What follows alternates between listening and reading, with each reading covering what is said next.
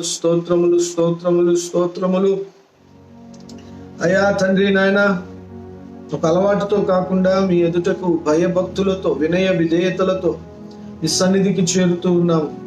అయా, మా ప్రతి అతిక్రమ దోషములు కూడా మీ ఎదుట తేటపరచబడి ఉన్నవి. అయ్యా, వాటిని మేము దాచుకునక ఈ పునరుద్ధాన దినము వాటన్నిటినీ మీ ఎదుట మేము ఒప్పుకుంటున్నాం. మీ ప్రియ కుమారుడు, మా ప్రభువు, మా రక్షకుడైన యేసునాథుని రక్త రుధిర ధారలలో మమ్మలను కడిగి పవిత్రపరచండి. అయ్యా యేసయ్యా, మీ రూపాంతర పరిచర్య అనే ఈ చిన్న మందను ఒకసారి జ్ఞాపకం చేసుకోండి. అయ్యా, మమ్మలను ఆత్మలో నాయన ఫలింప చేయండి. ఆత్మలో నాయన ఇతరులకు ఉపయోగపడేలా మమ్మల్ని వాడుకోండి. అయా, ఆత్మలో మీ రాజ్య విస్తరణ చేయుటకు మాకు నాయన కావలసిన సామర్థ్యతను మీరు అనుగ్రహించి ముందుకు నడిపించండి. మేము ఏకాగ్రతతో మీ మీద నాయన దృష్టి ఉంచి ప్రభువా, మీలో మేము ఎదిగి ఫలించి అభివృద్ధి పొందుటకు సహాయం చేయండి. దేవా నాయన, వ్యక్తిగతంగా మమ్మల్ని మేము మీ చేతులకు సమర్పించుకుంటూ అబ్రహాము ఏ రకంగా ఇస్సాకును బలిచ్చాడో నాయన దేవా, ఆ విషయాలను ఇప్పుడు మేము ధ్యానిస్తుండగా మీ వాక్కును పంపి మమ్మల్ని బాగు చేయమని సర్వశక్తి మంతుడు అయిన యేసు నామములో ఈ ప్రార్థన అడిగి వేడుకుంటున్నాము తండ్రి, ఆమేన్. మంచిది. ఆదికాండం 22వ అధ్యాయం. ఆదికాండము 22వ అధ్యాయం మీరందరూ కూడా తెరవాలని ప్రేమతో మనవి. ఆదికాండం 22వ అధ్యాయం మనందరం ధ్యానించినట్టుగానే మొన్న శుక్రవారం నేను చెప్పిన విషయాలు మరొకసారి చెప్పి నేను ముందుకు వెళ్తాను. యేసు క్రీస్తు ప్రభువారికి ఇస్సాకు ఒక ముంగుర్తుగా ఉన్నాడు. అందుకని జాగ్రత్తగా మనం గమనిస్తే అబ్రహాముని తన పని చేసుకుంటూ ఉన్న వాడిని దేవుడు పిలిచారు. అబ్రహాము అని పిలిచినప్పుడు చిత్తం ప్రభువా అన్నాడు అబ్రహాం. అనిన తర్వాత దేవుడైన యెహోవా, నీకు ఒక్కడే ఉన్న నీ కొడుకుని తీసుకొని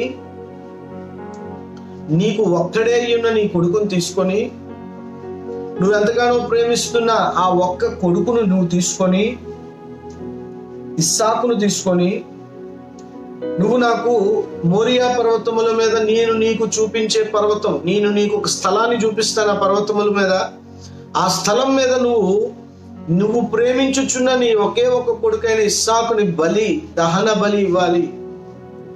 బలి ఇవ్వాలి అని దేవుడు అబ్రహాంకి ఆజ్ఞనిచ్చారు. బలి అంటే పీక కోసి చంపడం. దహన బలి అంటే చనిపోయిన ఆ దేహాన్ని నిప్పుకు ఆహుతినివ్వడం. ఆ బలి అంతా కూడా ఆ అగ్నిలో తగలబడాలి. దీన్ని మనం దహన బలిగా అర్థం చేసుకుంటూ ఉన్నాం. వెంటనే అబ్రహాము లేచి గాడిదకు గంతలు కట్టి పనివారిద్దరిని తీసుకొని వెంట పెట్టుకొని దహన బలి కొరకు కట్టెలను చీల్చి లేచి దేవుడు తనతో చెప్పిన చోటికి వెళ్ళెను. 3 రోజులు ప్రయాణం అయిన తర్వాత ఆయన దూరం నుండి కనులెత్తి చూడగా ఆ చోటు కనబడిందంట. తన పనివారితో, ఆ గాడిదలను ఇక్కడే ఉండండి, నేను ఈ చిన్నవాడైన ఇస్సాకు అక్కడికి వెళ్ళి మ్రొక్కి మరలా మీ వద్దకు వచ్చేద్దామని చెప్పారు. చెప్పిన తర్వాత ఆ తర్వాత దహన బలికి కట్టెలను తీసుకొని తన కుమారుడు ఇస్సాకు మీద పెట్టి తన చేతితో నిప్పును కత్తిని పట్టుకొని పోయెను.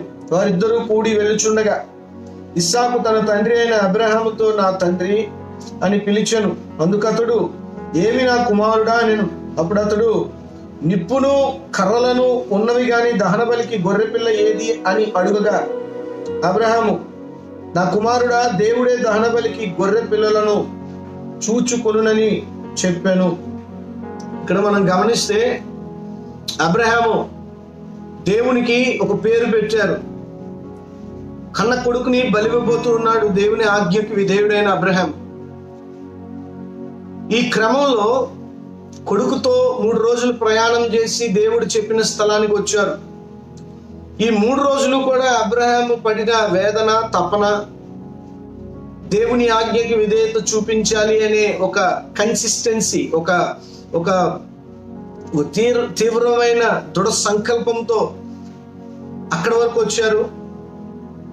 గాడిదలను పనివారును అక్కడ పెట్టి కొడుకుని తీసుకొని ఆ గాడిద మీద తెచ్చిన ఆ కర్రలను ఇస్సాకు మీద పెట్టి వారు వెళుచూ ఉండగా, వారిద్దరూ కలిసి వెళ్తూ ఉండగా కొడుకు అడుగుతున్నాడు తండ్రిని, నా తండ్రి, కట్టెలున్నాయి, కత్తి ఉంది, అగ్గి కూడా ఉంది, నిప్పు కూడా ఉంది, కానీ గొర్రెపిల్ల ఏది అని అడిగినప్పుడు అబ్రహాం ఒక చక్కటి మాట చెప్తారు. అదేంటని అంటే, యెహోవా ఈరే, యెహోవాయే చూచుకుంటారు, దేవుడు చూసుకుంటారు నాన్న అని ఒక విశ్వాసంతో కూడిన ఒక సమాధానం అబ్రహాం చెప్తారు. నిజమే, దేవుడే చూసుకోవాలి, లేకపోతే మనం ఎక్కడ చూసుకోగలం? ఈ మానవ జాతి మొత్తానికి కూడా ఒక బలి కావాలి, ఒక నర బలి, ఒక నర బలి కావాలి. మానవాళ్ళంతటి కొరకు, మానవాళి చేసిన ప్రతి శాప పాపముల కొరకు ఒక బలి కావాలి. ఈ బలి జరగాలి అని అంటే, జాగ్రత్తగా వినాలి, ఈ బలి జరగాలి అని అంటే మానవాళి అందరూ కూడా వారి పాపశాపముల నుండి విడిపింపబడాలి అంటే ఒక నరబలి జరగాలి, ఒకే ఒక నరబలి. దేవుడు నరబలులను కోరే దేవుడు కాదు, మనుషులను బలి అడిగే దేవుడు కాదు.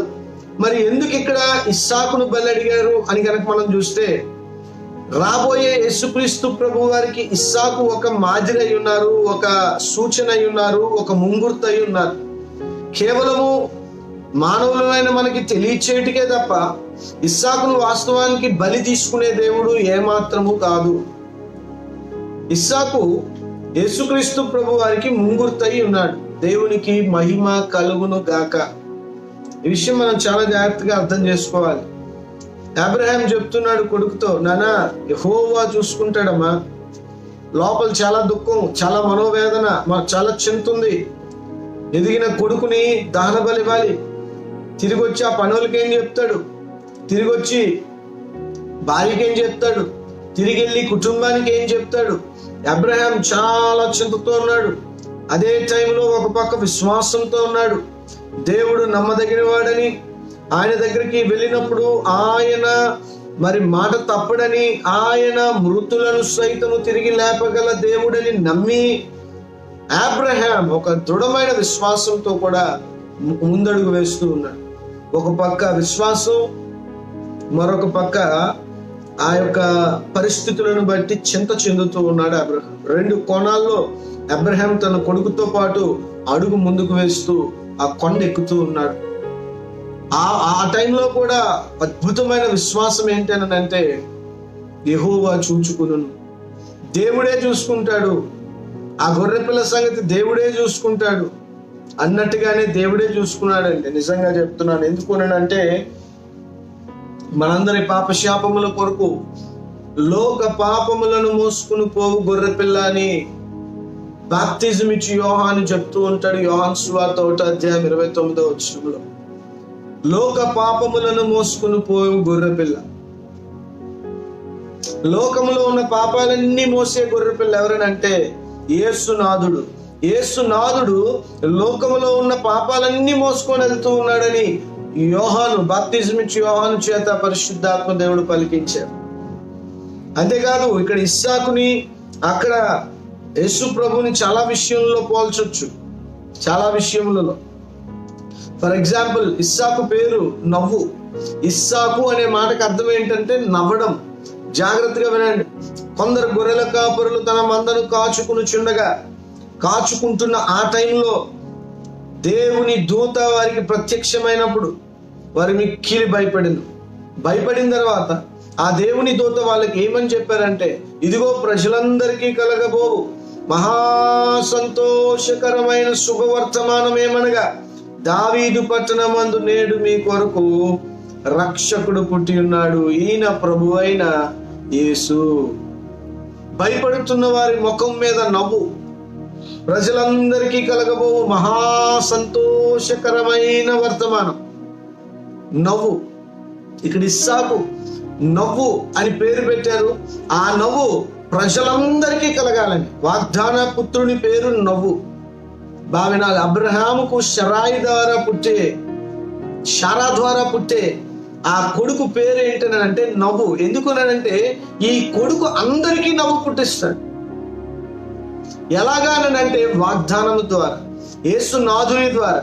యేసయ్య పుట్టుక ఈరోజు మనందరి ముఖముల మీద నవ్వు కనిపిస్తుంది. కారణము, మనల్ని రక్షించాడు ఆయన శిలువ యాగము. మానవాళ్ళందరి కొరకు ఒక శిలువ యాగం జరగాలి. ఒక మనుష్యుడు, ఒక పరిశుద్ధుడు, ఒక దైవ కుమారుడు మనకందరికీ బదులుగా మరణించాలి. తద్వారా మనందరికీ పాపక్షమాపణ. హల్లెలూయా. అందుకే మన ముఖం మీద ఇప్పుడు నవ్వు. క్రిస్మస్ మనకి నవ్వునిచ్చిన రోజు. క్రీస్తు పుట్టిన ఆ శుభ సందర్భము మనకి నవ్వు వచ్చింది. క్రీస్తే పుట్టలేదనుకోండి, ఆ దేవుని కుమారుడే పుట్టలేదనుకోండి, మనకి నవ్వేది. ఆ ప్రభువే గనక భూమి మీదకి వచ్చి బోధించకపోతే మనకి నవ్వేది. మీకు అర్థమవుతుంది కదండి. ఆ ప్రభువే గనక ఈ భూమి మీదకి రాకపోయి ఉంటే మనకి నవ్వేది. కాబట్టి ఇస్సాకు పేరు నవ్వు. ఆ నవ్వు ఈరోజు మన రక్షణార్థమై యేసు ప్రభు వారి పుట్టుక ద్వారా మనకి ఆ నవ్వుని దేవుడు అనుగ్రహించారు. 9వ వచనం, అలాగ వారిద్దరు కూడి వెళ్ళి దేవుడు అతనికి చెప్పిన చోటికి వచ్చినప్పుడు అబ్రహాము అక్కడ బలిపీఠము కట్టి కట్టెలు చక్కగా పేర్చి తన కుమారుడు ఇస్సాకును బంధించి ఆ పీఠము పైనున్న కట్టెల మీద ఉంచెను. ఇక్కడ కొద్దిసేపు ఆగుదాం. కొడుకు మోసుకొచ్చిన కర్రలతో దహన బలికి బలిపీఠము కట్టి కర్రలను పేర్చి, ఈ తండ్రి కొడుకుల పరిచర్య చూడండి. తండ్రి ఏమో కొడుకును బలివ్వాలి, కొడుకేమో తండ్రికి ఆ బలిపీఠం కట్టినందుకు సహాయం చేస్తున్నాడు. తండ్రి కర్రలు పేరుస్తూ ఉంటే కొడుకు కూడా కర్రలు పేరుస్తున్నాడు. కొడుక్కి తెలియదు ఆ కర్రల మీద నేనే పడుకోవాలని. ఇస్సాకుకు తెలియదు ఆ కర్రల మీద ఇప్పుడు నేను పడుకోవాలి అనే సంగతి ఇస్సాకు తెలియదు. తండ్రి కొడుకులు ఇద్దరు కలిసి బలిపీఠం కడుతూ ఉన్నారు. కట్టెలు చక్కగా పేరుస్తున్నారు, చక్కగా పేరుస్తున్నారు కట్టెలని. ఏ కర్ర ఎక్కడ ఉండాలో అక్కడ పేరుస్తున్నారు. ఎంత విధేయత కలిగిన కుటుంబం, బలిపీఠము కట్టుకుంటున్న కుటుంబం, ఎంతో క్రమశిక్షణ కలిగిన కుటుంబం. ఆ కట్టెలను పేరుస్తూ వారిలో వారు ప్రార్థన చేసుకుంటున్నారు. ఆ కట్టెలను పేరుస్తూ ఒకదాని మీద ఒకటి పేరుస్తూ వారి అంతరంగంలో వారు చేస్తున్న ప్రార్థన, వారు చేస్తున్న విన్నపములు సజీవ యాగమైన బలియాగంగా మీ శరీరములను మీరు సమర్పించుకునుడి, ఇట్టి సేవ యుక్తమైనది అన్న అపోస్తలుడైన పౌలు మాట మనం జ్ఞాపకం చేసుకోవాలి. దీనికి మించిన బలియాగము మన శరీరములే దేవునికి బలి అర్పణగా ఇవ్వగలిగిన ఆ యాగమునకు మించినది ఇంక ఏది కూడా లేదు. ఈ తల్లిదండ్రులు ఇద్దరు చక్కగా పేర్చాడంట. ఇస్సాకును బంధించి ఇద్దరు తండ్రి కొడుకులు బలిపీఠం కట్టారు, కర్రలను పేర్చారు. పేర్చిన తర్వాత కొడుకును బంధించిన తండ్రి, యవనస్తుడు, యవన దశలో ఉన్నాడు. యవన దశలో ఉన్న కొడుకుని అబ్రహాము బంధించి, చూడండి, ఒక 115, 120 సంవత్సరాల వృద్ధుడు యవ్వన దశలో 15, 20 సంవత్సరాల మధ్యలో ఉన్న ఒక యవనుడిని బంధించాడంట. దేవునికి స్తోత్రం కలుగును గాక. అబ్రహాము విశ్వాసం ఒక పక్క అయితే ఇస్సాకు త్యాగము మరొక పక్క. అబ్రహాము దేవుడిని నమ్మి అది అతనికి నీతిగా ఎంచబడి దేవుడు చెప్పిన పనిని అబ్రహాము చేస్తూ ఉంటే, ఇస్సాకు తండ్రి మాట విని, అబ్రహాము మాట విని, అవునా తండ్రి, దేవుడు నన్ను బలి అడిగాడా, సరే అని చెప్పి విధేయుడుగా చేతులు చాపి కాళ్ళు చాపి తండ్రి చెప్పినట్టుగా ఇస్సాకు చేస్తున్న అద్భుతమైన విధేయతను ఒకసారి గమనిద్దాం. ఎంత విధేయుడు ఇస్సాకు. ముసలుడా అని ఆ తండ్రి మీద తిరగబడకుండా, ఆ తండ్రి మాటను కొట్టివేయకుండా, తండ్రి మాటకి విధేయుడైన కొడుకుగా ఇస్సాకు చేతులు చాపి కాళ్ళు చాపి ఆ తండ్రికి లోబడి అబ్రహాము ఆ కొడుకుని ఎత్తి ఆ యొక్క కర్రల మీద పేర్చిన పరిస్థితి. ఎంత విధేయుడైన ఇస్సాకు! ఇదే రీతిగా దేవుని కుమారుడైన యేసునాథుడు కూడా తనని తాను అర్పించుకున్నాడు సిలువ యాగానికి. పొంతు పిలాతుతో అంటాడు కదా, బాబు నీకేదో అధికారం ఉందని నన్ను నువ్వు అరెస్ట్ చేయలేదు, నాకు నేనుగా ఈ సిలువ యాగము కొరకు నన్ను నేను సమర్పించుకుంటున్నానని ప్రభు చెప్తాను. తనకి తానుగా వెళ్ళి సిలువ యాగం మీద బలవుతున్నారు యేసునాథుడు. ఎంత విధేయుడు! ఇస్సాకి యేసు ప్రభుకి చాలా పోలికలు ఉన్నాయి, పోల్చుకొని చూడగలిగితే. యవ్వన దశలో యేసు ప్రభు వారు తనని తాను సమర్పించుకున్నారు ఎంతో విధేయతతో. ఇక్కడ కూడా ఇస్సాకు తండ్రికి సమర్పించుకున్నాడు. ఇస్సాకును బంధించి ఆ పీఠం పైన కట్టెల మీద ఉంచెను. తిరుగుబాటు లేని కొడుకు, తిరగబడని కొడుకు, తండ్రి మీద తిరగబడని కొడుకు, తండ్రికి ఎంతో విధేయుడైన కొడుకు. దేవునికి స్తోత్రం కలుగునుగా. కాబట్టి ఇంకా ముందుకు వెళ్ళి చూద్దాం. అప్పుడు అబ్రహాం తన కుమారుణ్ణి వధించుటకు తన చెయ్యి చాపి కత్తి పట్టుకొనగా, కట్టెల మీద పడుకోబెట్టిన ఇస్సాకుని పొడవాలని ఆ తండ్రి కత్తి పైకి ఎత్తి పెట్టినప్పుడు ఆల్మోస్ట్ ఇస్సాకుని ఇంక బలిచ్చేసాడంతే. ఆల్మోస్ట్ ఇస్సాకు ఆ యొక్క గొంతుకులో కత్తి దింపేశాడంతే. ఆల్మోస్ట్ ఎత్తిన కత్తి ఇంక గుండెల్లోకి దిగిపోయింది అంతే, ఎత్తేసాడంతే. ఇంక చంపేద్దాం, ఇంక దేవుడు అడిగిన బలిని నేను ఇచ్చేద్దామని అబ్రహాము సిద్ధపడుతున్న టైంలో ఏం జరిగిందని అంటే, యెహోవా దూత పరలోకములో నుండి అబ్రహామా అబ్రహామా అని అతనిని పిలిచాడు. అందుకతడు చిత్తం ప్రభువా నేను. ఎప్పుడైతే అబ్రహాము విధేయతను, ఇస్సాకు యొక్క సమర్పణను చూసిన దేవుడు వెంటనే పరలోకము నుండి అబ్రహామా అబ్రహామా తొందరపడక ఆగు, ఎత్తిన కత్తి ఎత్తినట్టే ఉండాలి, అది దించొద్దు. మొదటి వచనంలో చిత్తం ప్రభువా అన్నాడు, మరలా ఇక్కడ 11వ వచనంలో చిత్తం ప్రభువా అంటున్నాడు. దేవుని చిత్తము నెరవేర్చుటయే అబ్రహాం లక్ష్యం. దేవునికి స్తోత్రం కలుగునుగా. కొడుకుని అడిగిన అబ్రహాంని కొడుకుని ఇచ్చేద్దామని సిద్ధపడిన అబ్రహాం. ఇక్కడ చూస్తే హారాన్ని విడిచిపెట్టి వెళ్ళమనగానే విడిచిపెట్టిన అబ్రహాం దేవుడు ఏం చెప్తుంటే అది చేస్తూ ఉన్నాడు.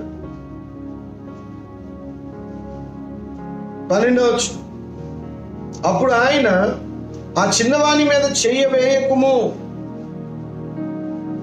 అతని నేమియు చేయకుము, నీకు ఒక్కడే అయ్యున్న నీ కుమారుణ్ణి నాకు తీయలేదు గనుక నీవు దేవునికి భయపడు వాడవని ఇందువలన నాకు కనబడుచున్నదనెను. ఇందువలన నువ్వు ఈ క్రియ చేసినందున, నువ్వు నేను అడిగానని చెప్పి నువ్వు నీ నువ్వు ప్రేమించు కొడుకును కూడా నాకు ఇవ్వడానికి సిద్ధపడ్డావు కనుక, నువ్వు నాకు భయపడుతున్న వాడిగానే నువ్వు ఉన్నావు కనుక నువ్వు నీ కొడుకుని బలివ్వద్దు, నీ కొడుకుని నువ్వు బలి ఇవ్వద్దు. నువ్వు దేవునికి భయపడేవాడు,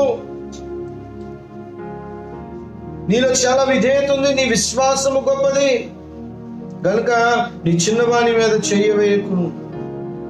ఆ కత్తి ఎత్తినట్టే ఉండాలి, కానీ ఆ కత్తె మాత్రము ఆ వ్యక్తి మీద పడకూడదు. దేవునికి స్తోత్రం కలుగును గాక. అబ్రహాము సమర్పణ, అబ్రహాము విశ్వాసాన్ని దేవుడు ఇక్కడ చూసినట్టుగా మనం చూడగలుగుతాం. 13వ వచనం, అప్పుడు అబ్రహాము కనులెత్తి చూడగా పొదలో కొమ్ములతో ఒక పొట్టేలు వెనుక తట్టున కనబడెను. అబ్రహాము వెళ్ళి ఆ పొట్టేలును పట్టుకొని తన కుమారునికి మారుగా పెట్టి దహన బలి అర్పించెను. దేవునికి స్తోత్రం కలుగును. దేవుడు చెప్పినట్టుగానే అబ్రహాం విన్నారు. అబ్రహాం ఇస్సాకుతో చెప్పినట్టుగానే యెహోవా ఈరే, యెహోవాయే చూసుకుంటారన్నారు కదా, ఆ రీతిగానే యెహోవాయే చూసుకున్నారు. యెహోవాయే ఆ దహన బలికి కావలసిన ఆ గొర్రె, ఆ యొక్క పొట్టేలు అని రాయబడి ఉంది ఇక్కడ.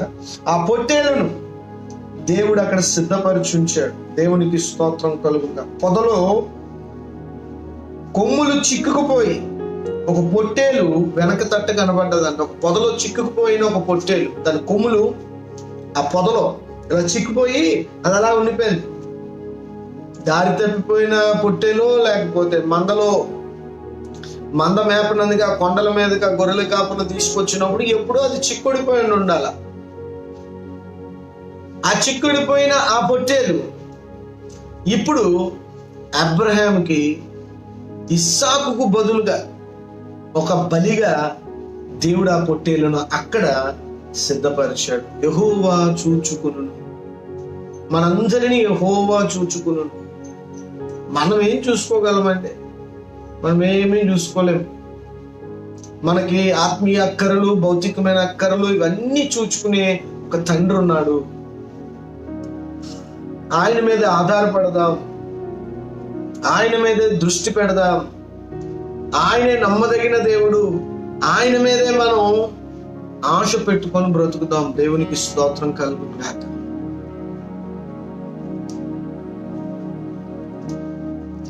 ఎలాగైతే ఇక్కడ చూడండి, ఒక మాట రాయబడి ఉంది. తన 13వ వచనం లాస్ట్ లైన్, తన కుమారునికి మారుగా పెట్టి దహన బలిగా అర్పించాడు. మారుగా బదులు, ఇస్సాకుకు బదులుగా పొట్టేలు, ఈరోజు మనందరికీ బదులుగా యేసునాథుడు. దేవుడు నరబలి అడిగినట్టుగా అడిగాడు ఇస్సాకును, కానీ తీసుకోలే. దేవుడే దిగొచ్చి ఆ నరబలిగా మారాడు. ఆ నరబలిగా మారి మానవులందరినీ వారికి బదులుగా తన రక్తాన్ని ఇచ్చి తనకి బదులుగా మనందరినీ ఆ పరలోకంలో చేర్చుకున్నాడు యేసునాథుడు. దేవునికి స్తోత్రం చెప్పండి. థ్యాంక్ యూ జీసస్ అని చెప్పండి. ఎంత గొప్ప దేవుడు. మారుగా, బదులుగా. బదులు ఎంత మంచి పదం అండి బైబిల్లో. ఈ బదులే లేకపోయినా మనం ఏమైపోదామో. బదులు, బదులు. యేసయ్య మనకు బదులుగా, యేసయ్యకు బదులుగా మనం, మనకి బదులుగా యేసయ్య అంటే మన పాపాలకు బదులుగా యేసయ్య శిక్షణ అనుభవించారు.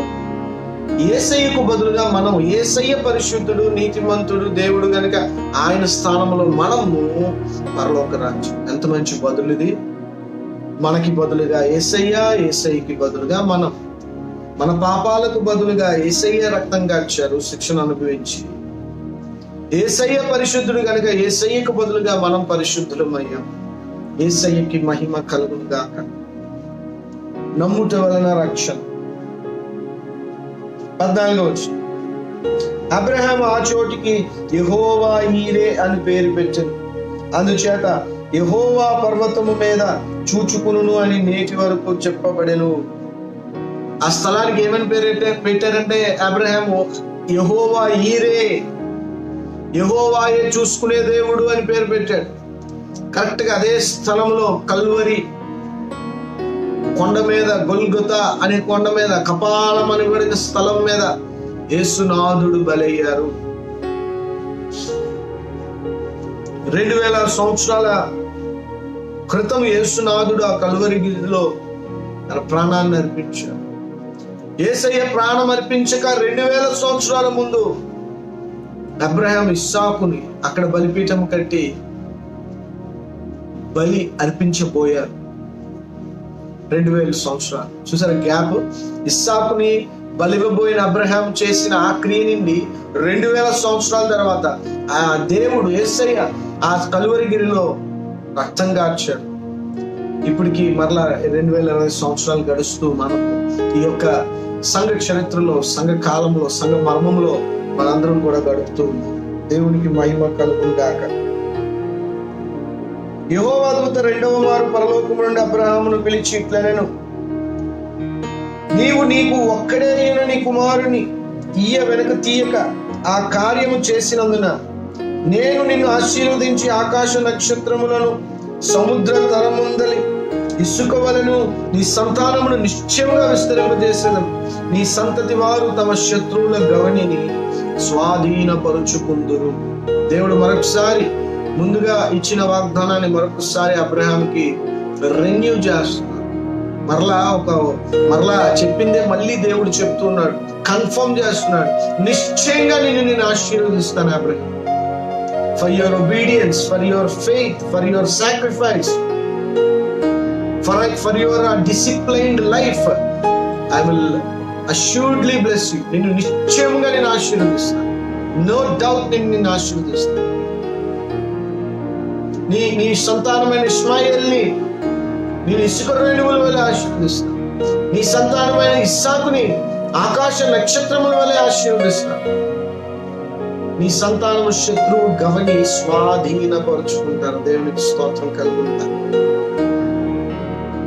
మరియు నీవు నా మాట వినినందున భూలోకంలోని జనములన్నీ నీ సంతానము వలన ఆశీర్వదించబడునని నా తోడని ప్రమాణము చేయనున్నానని యెహోవా సెలవిచ్చుచున్నాడు. నీ ద్వారా అబ్రహాం, ఇదిగో నువ్వు బలివ్వబోయిన ఇస్సాకులు అబ్రహాం, నేను అందరిని ఆశీర్వదిస్తాను. త్రూ ఐజక్ లో ఆ తరములో నుండే యేసునాథుడు వచ్చాడు. యేసునాథుడే మనందరి ఆశీర్వాదం. భూమి మీద ఉన్న అందరిని, అంటే ఇశ్రాయేలీయులను అనట్లేదు, భూలోకములోనున్న జనములన్నీ. పాయింట్ టు బి నోటెడ్, గమనించాల్సిన వాక్య లేఖన భాగం. మరియు నీవు నా మాట వినినందున భూలోకములోని జనములన్నీ, ఒక్క ఇశ్రాయేలీయులనే కాదు, ఒక్క హెబ్రీయులనే కాదు, ఒక్క యూదా వంశస్థులనే కాదు, భూలోకంలో సమస్త జనులను నేను ఆశీర్వదిస్తాను. ఎంత చక్కటి వాగ్దానం ఇది! ఎంత చక్కటి వాగ్దానం! తర్వాత అబ్రహాము తన పనివారి యొద్దకు తిరిగి రాగా వారు లేచి అందరూ కలిసి బేర్షిబాకు వెళ్ళిరి. అబ్రహాం బేర్షిబాలో నివసించెను. ఎంత బాగా ఈ యొక్క పరిస్థితి ముగించాడు దేవుడు. ఎంత దుఃఖంతో అబ్రహాం వెళ్ళాడో అంత సంతోషంతో నింపబడి వెనక్కి వచ్చాడు. ఎంత ఏడుపుతో ఆ కొండ ఎక్కాడో అంత నవ్వుతో కొండ దిగి వచ్చిన అబ్రహాం. యెహోవా ఈరే, యెహోవా చూసుకుంటాడు. నిశ్చయంగా యెహోవా మనందరినీ కూడా చూసుకునే దేవుడై ఉన్నాడు. భూలోకంలో ఉన్న ప్రతి గోత్రం, ప్రతి భాష, ప్రతి జాతి, ప్రతి రంగు, ప్రతి కాంటినెంట్ లో ఉన్న వారు అందరినీ కూడా నేను ఆశీర్వదిస్తానన్న గొప్ప దేవుడు. యేసయ్యలో ఈరోజు భూమి మీద ఉన్న వాళ్ళందరూ ఆశీర్వదించబడ్డారు. మీరు ఏ దేశంకి వెళ్ళండి, యేసయ్యలో ఆశీర్వదించబడిన వాళ్ళు అనేకులు ఉన్నారు. మీరు ఏ దేశంకి వెళ్ళండి, name any country, you name any country, భూమి దిగంతములకు మీరు ఎక్కడికి వెళ్ళినా యేసులో ఆశీర్వదించబడిన వాళ్ళు ఈరోజు ఉన్నారు. ఎందుకు ఈ మాట నేను చెప్తున్నానంటే, ఎప్పుడూ 4000 సంవత్సరాల క్రితం చెప్పబడిన ఈ మాట ఈ రోజు మనం నెరవేర్పుగా చూస్తున్నాము. దేవుడు అందరినీ ఆశీర్వదించే దేవుడు. దేవుడికి కులం, మతం, జాతి, గోత్రం, భేదం, దేశం లేదు. దేవుడు అందరినీ ప్రేమించువాడై ఉన్నాడు. అందరినీ ప్రేమించువాడై ఉన్నాడు. అందరినీ రక్షించువాడై ఉన్నాడు. దేవుడు అందరినీ ప్రేమిస్తున్నాడు. దేవునికి స్తోత్రం కలుగుతాడు. మీకు ఒక మాట చెప్పి నేను ముగిస్తాను. యెషయా గ్రంథం 43వ అధ్యాయం. యెషయా 43.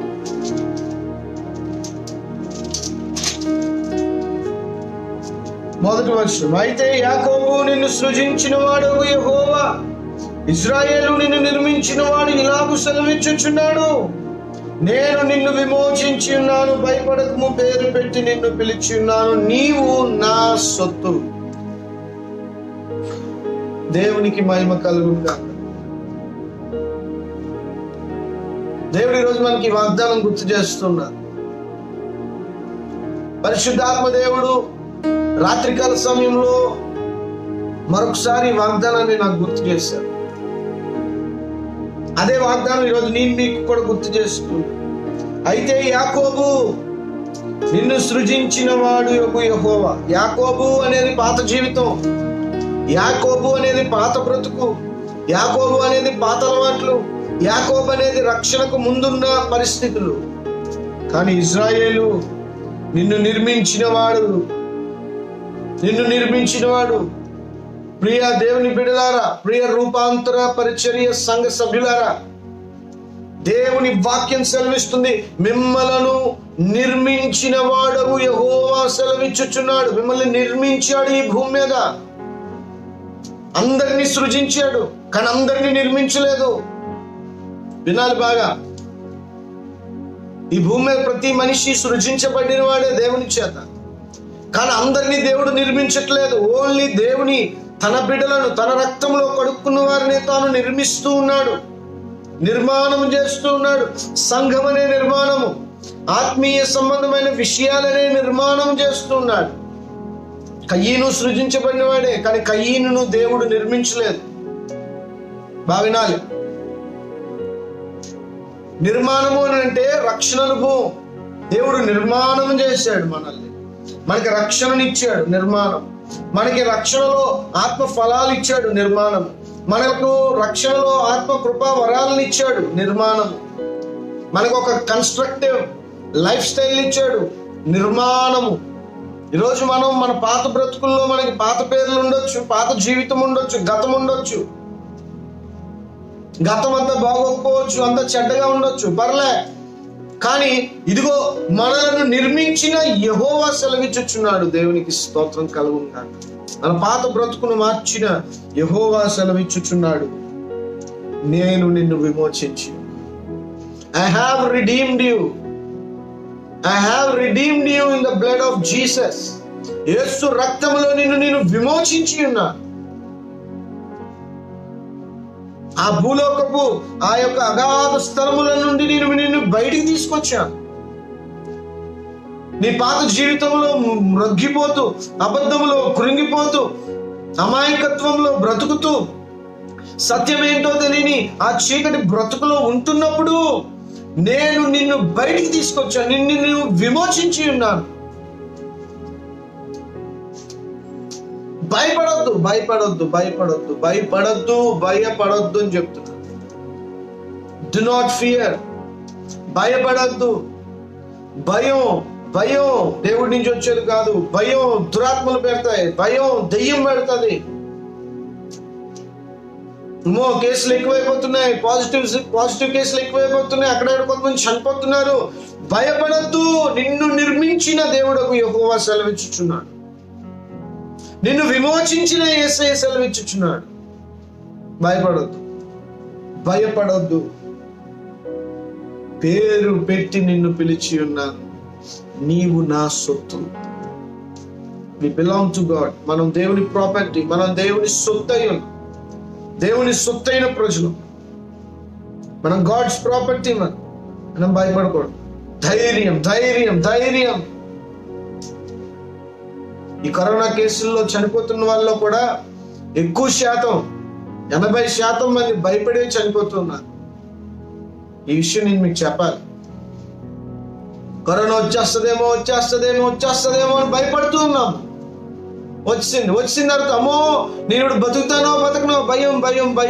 ఆ భయంలో కొందరు గుండెకి చనిపోతున్నారు. దేవుడు చెప్తున్నాడు, భయపడొద్దు. నువ్వు నా సొత్తువి. నా సొత్తు అయిన నువ్వు ఎలా భయపడతావు?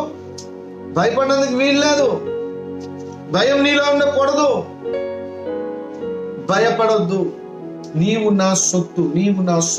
నిన్ను పేరు పెట్టి నిన్ను పిలుచుకున్నాను అనుకున్నారా? అర్థం లేకుండా పిలుచుకున్నాను అనుకుంటున్నారా? నో.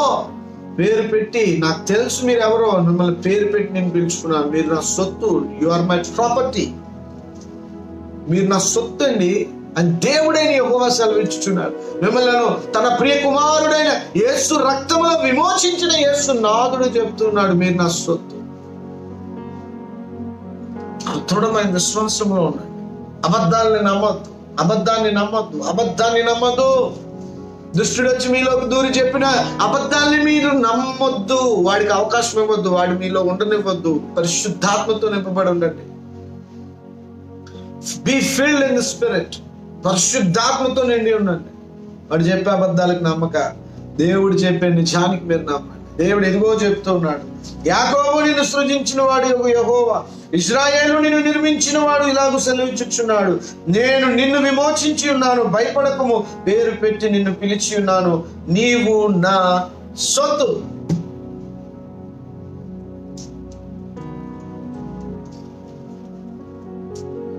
అదే అధ్యాయము 19వ వచనం చూడండి, 18, 19. మునుపటి వాటిని జ్ఞాపకము చేసుకొనుకడి. మునుపటి యాకోబు ఇజ్రాయెల్ గా మారాడు కదా, ఇప్పుడు యాకోబు జీవితంలో జ్ఞాపకం చేసుకోవద్దు, పాత జీవితంలో జ్ఞాపకం చేసుకోవద్దు.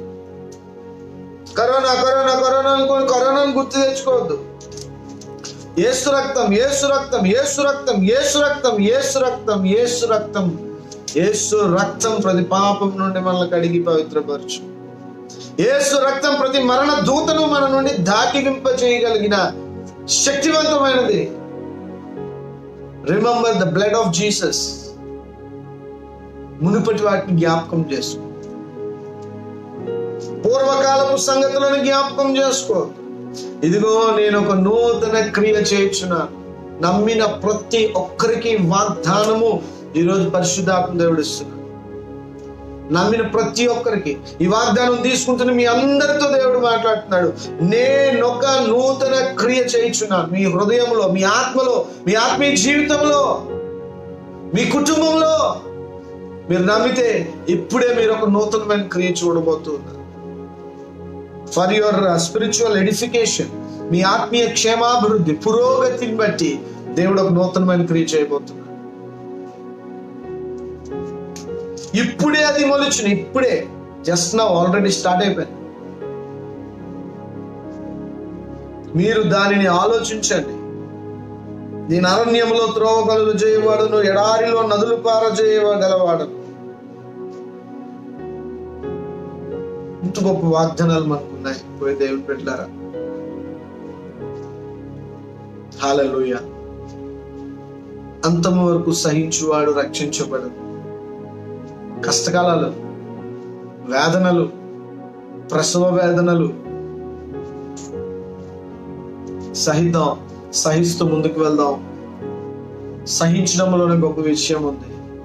మన యేసునాథుడు సహించారు, మనం కూడా అలాగే సహిద్దాం, సహిస్తూ ముందుకు వెళ్దాం.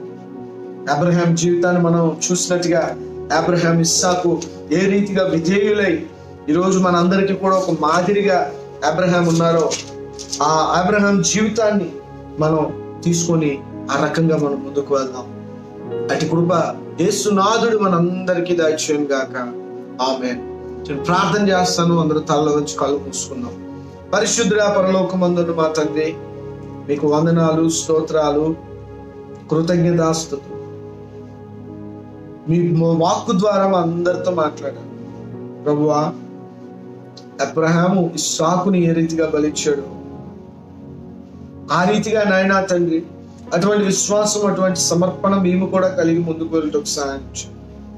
ఈరోజు మేము దేన్ని ఎక్కువ ప్రేమిస్తున్నామో నాయన, అది మీకు ఆటంకంగా ఉన్న ఎడల అది మేము సమర్పించుటకు సహాయం చేయండి, బలిచ్చుటకు సహాయం చేయండి. కట్టెలను చక్కగా పేర్చి బలిపీఠము కట్టారు. మేము కూడా మా ఇంట్లో ఫ్యామిలీగా నాయన చక్కగా పేర్చబడిన బలిపీఠము కట్టుటకు మాకు సామర్థ్యతనివ్వండి ప్రభు. అలాగే నీవు నా సొత్తు అని మాట్లాడావు. అటువంటి ధైర్యము, నిబ్బరమును ఇచ్చి మమ్మల్ని ముందుకు నడిపించు. ఈ వేదన కాలములలో మాకు ధైర్యం, నిబ్బరమును నింపి బలపరచు. మహిమంతా మీకు ఆపాదించుకుంటూ నీ బిడ్డలు వాక్యం విన్నారు. ఆ వాక్యంలో వారికి క్షమాభివృద్ధిని దయచేసి నూరంతలుగా ఫలింప చేయమని యేసు సర్వశక్తి గల నామం. ఇదిగో నేను ఒక నూతన క్రియ చేయుచున్నాను, అది ఇప్పుడే మీలో మొలచిందన్నారు. మునుపటి వాటిని, పూర్వకాలపు సంగతులను జ్ఞాపకం చేసుకోవద్దన్నారు. వాగ్దానమును నమ్మి మేమందరం ఆ రీతిగా వర్ధిల్లుదుము గాక. యేసు సర్వశక్తి గల నామంలో ప్రార్థన అడిగి వేడుకుంటున్నాము తండ్రి, ఆమేన్. తండ్రి, కుమార, పరిశుద్ధాత్మ త్రియేక దేవుని దీవెన మనందరికీ సఫలతనిచ్చి ముందుకు నడిపించును గాక. ఆమేన్, ఆమేన్. షాలోమ్. అందరికీ వందనాలు.